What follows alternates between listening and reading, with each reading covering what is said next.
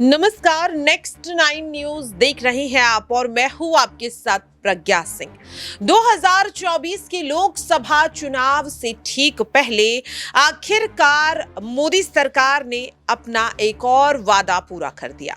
2024 के चुनाव जैसे ही नजदीक आए, जैसे ही यहां पर विपक्ष मजबूत होता हुआ नजर आया, सीएए को आखिरकार यहां पर लागू कर दिया गया। देश भर में अब इस कानून को लागू कर दिया गया है, जिसके बाद जहां एक और जनता के बीच खुशी की लहर दौड़ती हुई नजर आ रही है, तो विपक्ष अब हैरान है कि आखिरकार किस मुद्दे पर बीजेपी को घेरा जाए। लेकिन फिर भी विपक्ष का कहना है कि जानबूझकर चुनाव से ठीक पहले सीएए को लागू किया गया, वरना 4.5 साल पहले ही जब सीएए को पारित कर दिया गया था, तो इसे लागू करने में आखिरकार इतना समय क्यों लगाया गया, क्यों आखिरकार इसे लोकसभा चुनाव से ठीक पहले यहां पर जारी किया गया।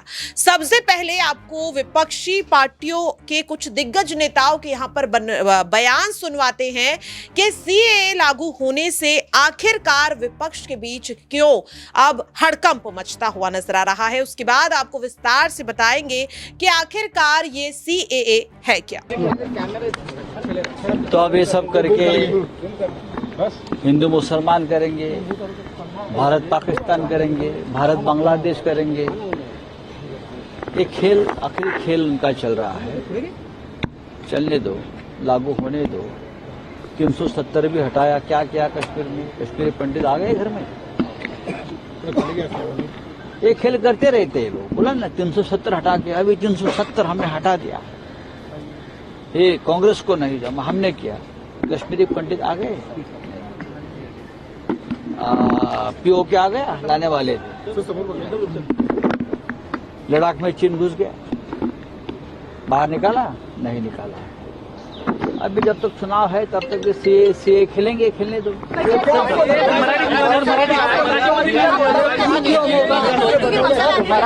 पर कह दिया है कि वो इसे पूरी तरीके से अपोज करेंगे। लागू होने दो, हम बाद में देख लेंगे। क्रोनोलॉजी समझिए, टाइमिंग देखिए।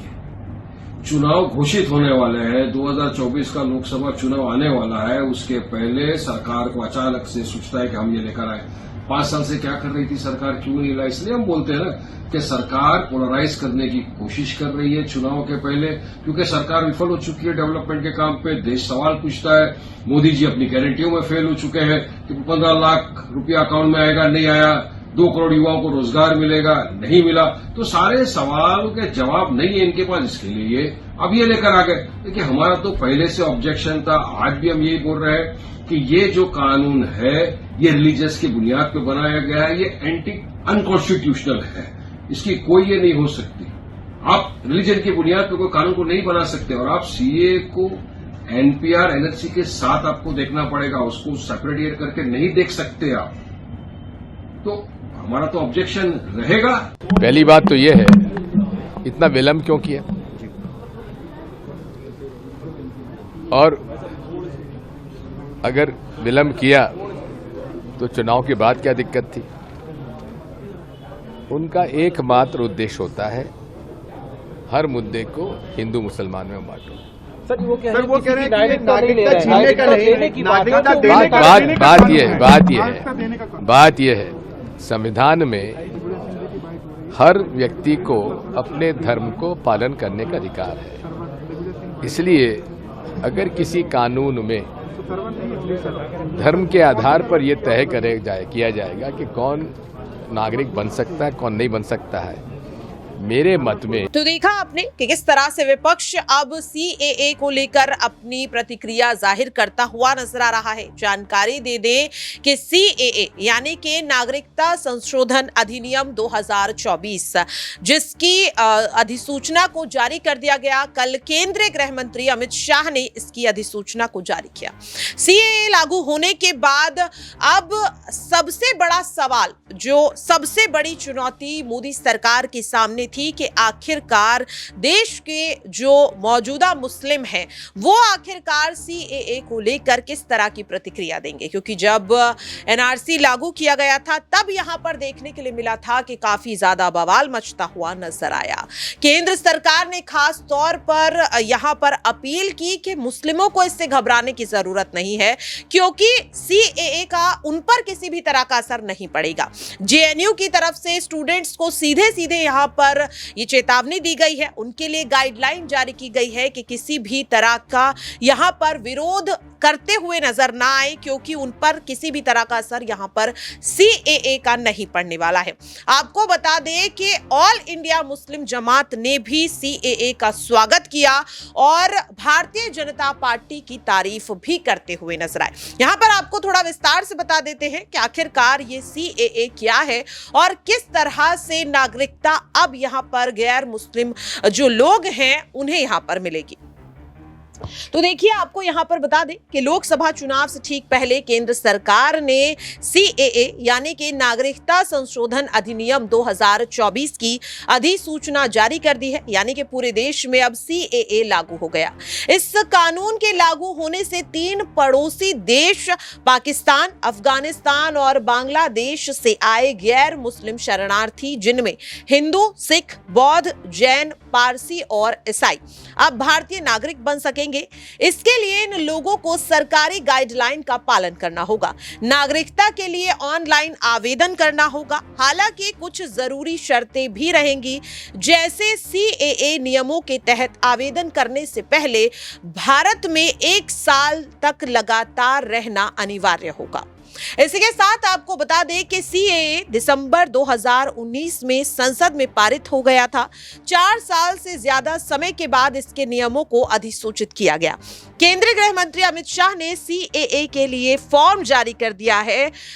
इसमें सभी जरूरी दस्तावेजों और नियमों की भी जानकारी दी गई। लेकिन आपको बता दें कि यहाँ पर कुछ ऐसी गाइडलाइंस भी हैं जिनका पालन करना आपके लिए बेहद ज्यादा जरूरी होगा। सबसे पहले आपको बता दें, ऐसे शरणार्थियों को नागरिकता दी जाएगी जो 31 दिसंबर 2014 से पहले भारत में आकर बस गए हैं। आवेदकों को वो साल बताना होगा जब उन्होंने यात्रा दस्तावेज के बिना भारत में प्रवेश किया था। भारत में आने का दिन, भारत में आने के लिए वीजा या इमिग्रेशन स्टेप समेत अन्य जानकारियां भी इस फॉर्म में देनी होंगी, जिसके बाद ही उन्हें भारतीय नागरिकता मिल पाएगी। यहां पर आपको यह भी बता दें कि भारत की नागरिकता हासिल करने के लिए ऑनलाइन फॉर्म में शेड्यूल ए के तहत 9 तरह के दस्तावेज मांगे गए हैं, जबकि शेड्यूल 1B के तहत 20 तरह के दस्तावेज और शेड्यूल 1C के तहत शपथ पत्र यानी कि एफिडेविट देना होगा। सबसे पहले यह बताना होगा कि वे इन तीनों देशों में गैर मुस्लिम शरणार्थी हैं, यानी वहां के निवासी हैं। इसके लिए वहां का पासपोर्ट, जन्म प्रमाण पत्र, शैक्षणिक प्रमाण पत्र और ड्राइविंग लाइसेंस या फिर जमीन से जुड़े दस्तावेज दिखाने होंगे। आवेदक भारत सरकार की तरफ से जारी Aadhaar card, driving licence, ration card, जन्म प्रमाण पत्र, पैन कार्ड, जमीनी दस्तावेज, बिजली एवं पानी बिल, विवाह प्रमाण पत्र आदि दिखाकर भी नागरिकता के लिए आवेदन दाखिल कर सकता है।